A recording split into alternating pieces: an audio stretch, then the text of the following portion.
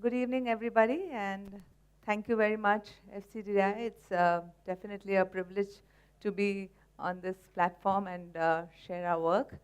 Um, I want to begin by introducing Opolis. O in Japanese means respect, and polis means the built environment, and we call us as Opolis because whatever we build should be with respect to the built environment.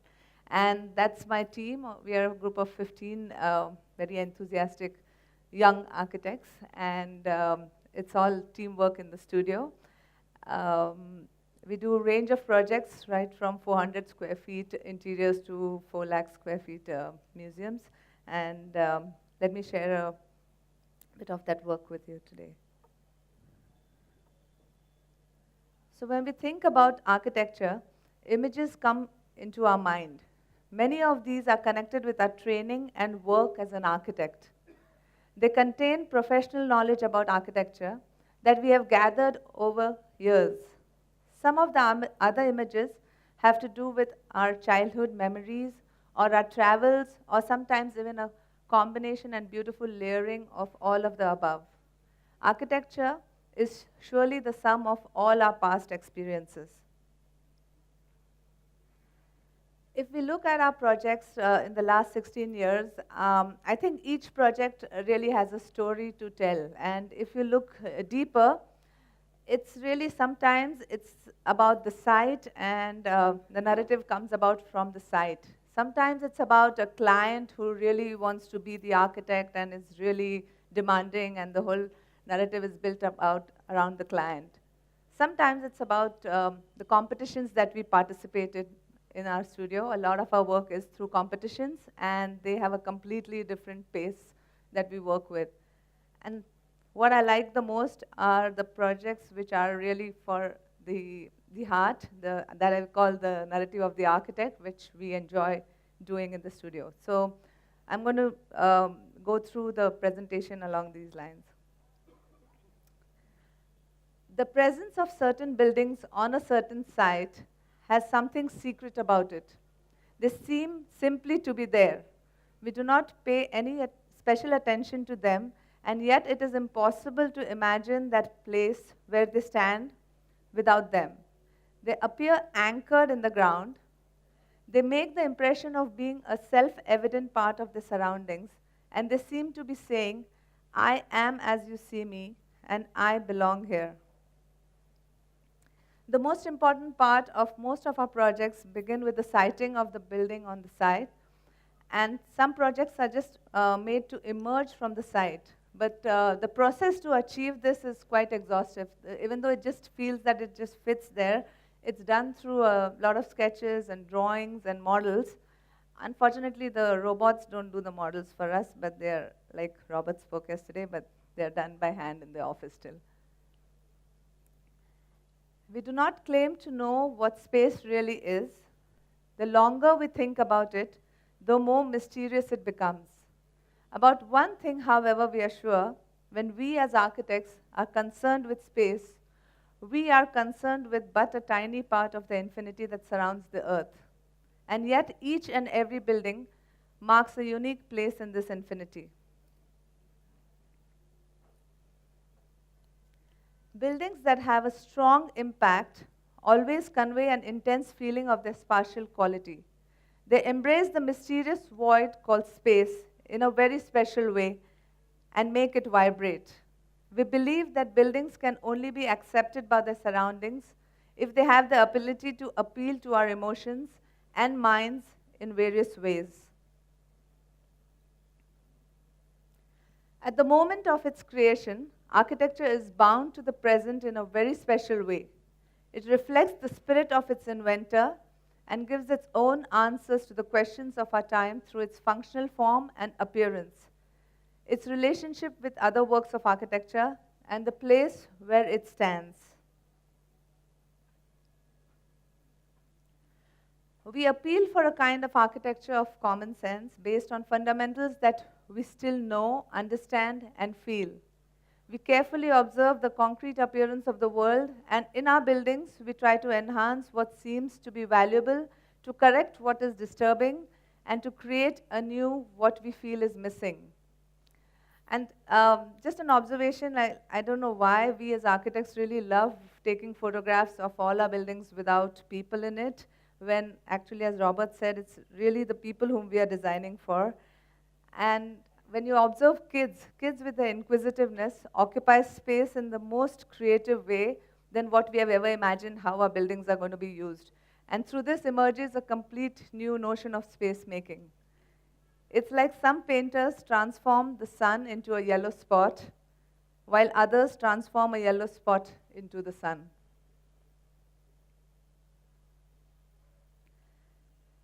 We believe that architecture is best when it is an honest expression of the people and the institutions it serves, when it interacts gracefully with its surroundings, and when it has an understated dignity based on being true to location and project requirement. It must be rooted in time and site and client needs, but it must transcend time, site, and client needs.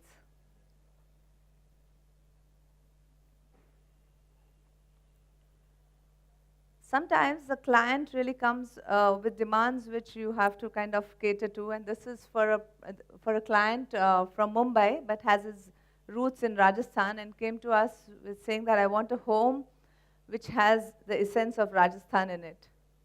We believe that architecture today needs to reflect on the tasks and possibilities which are inherently its own.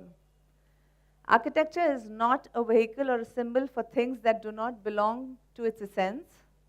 In a society that celebrates the inessential, architecture can put up a resistance, counteract the waste of forms and meanings, and speak its own language. The language of architecture is not a question of a specific style.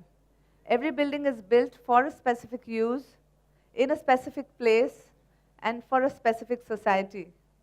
Our buildings try to answer the questions that emerge from these simple facts as precisely and as critically as they can.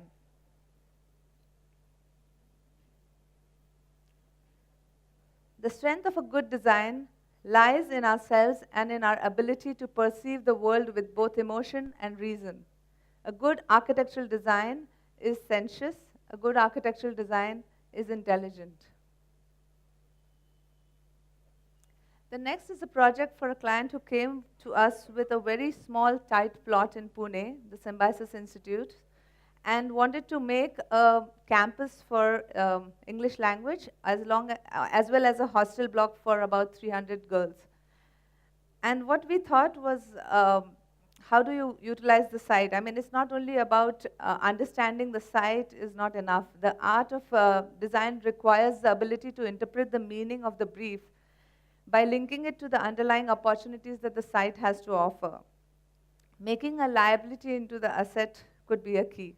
So what we did was took the first 3 floors of the program and made the campus on the first 3 floors and layered the building horizontally instead of making 2 different vertical towers, and put the hostel block on the top 6 floors above the first 3 floors. And so the building was layered in section, and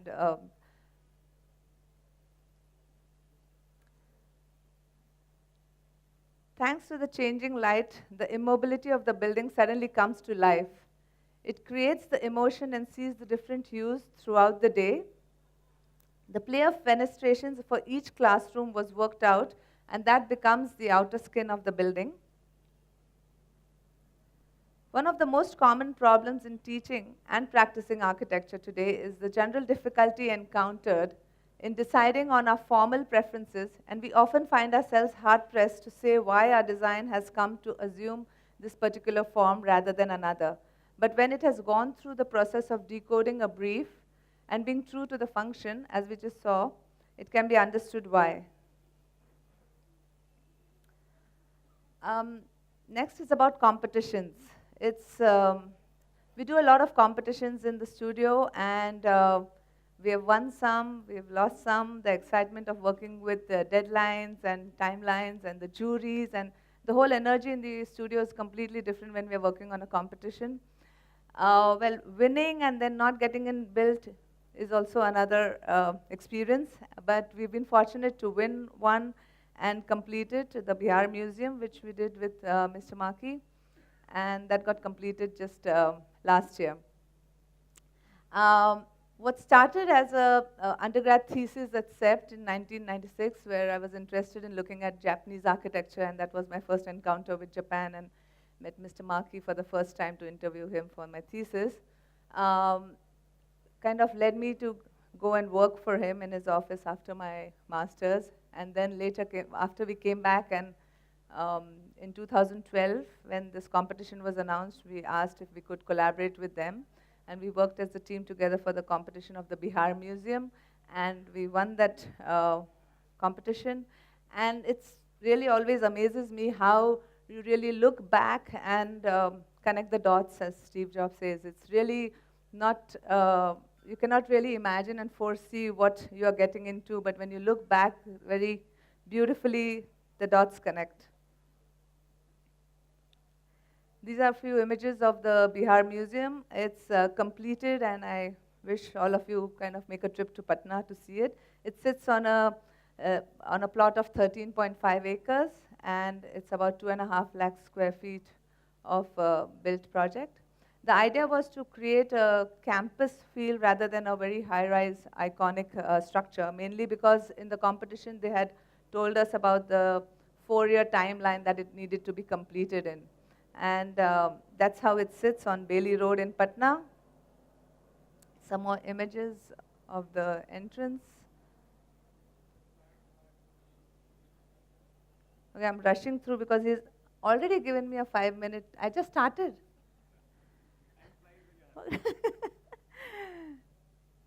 Okay, so these are some more images of the museum.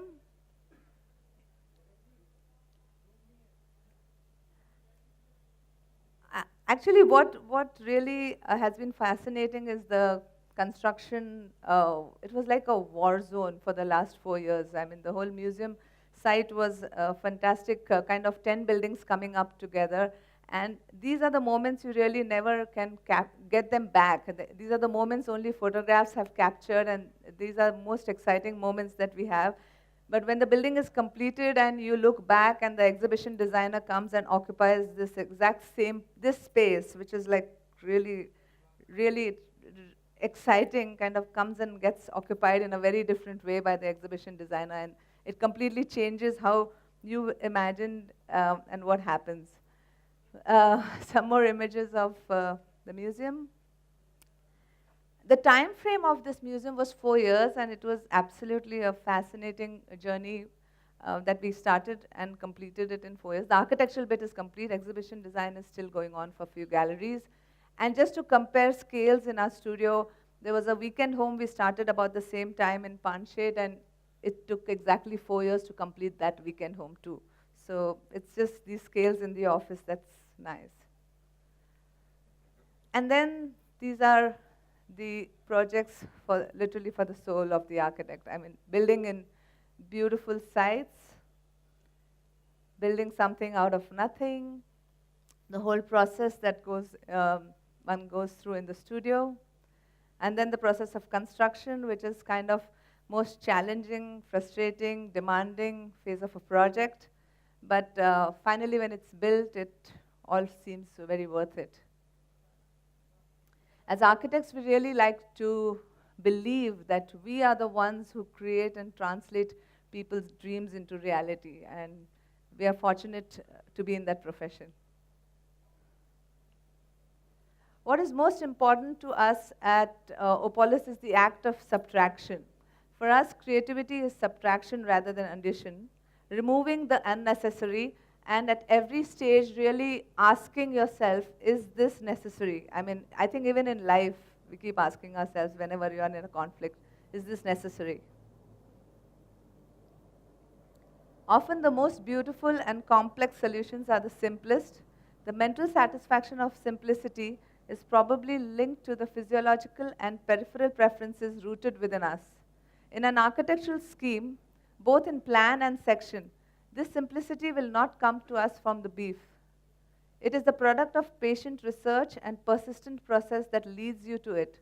The dividing line between banality and simplicity is blurred. All said and done, the client or the end user is the most important, and we strive hard to create these moments for them.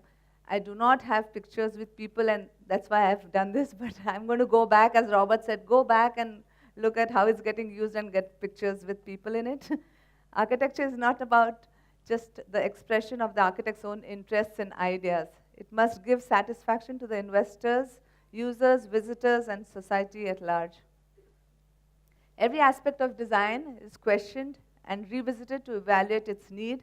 This involves a stripping down process, a very conscious effort, and ultimately culminates in giving simplest solutions to a very complex design issue. What we call a good design is one which achieves integrity. This is unity or wholeness in balanced relation to the environment. A profound design process eventually makes the patron, the architect, and every occasional visitor in the building a slightly better human being. This is what Juhani Palasma recently said. It's also not about only the ideas, but it's about making these ideas happen. And it almost seems impossible till it's actually done. And sometimes there's some nice beauty in imperfection too, so it's not always required to strive for perfection in every project.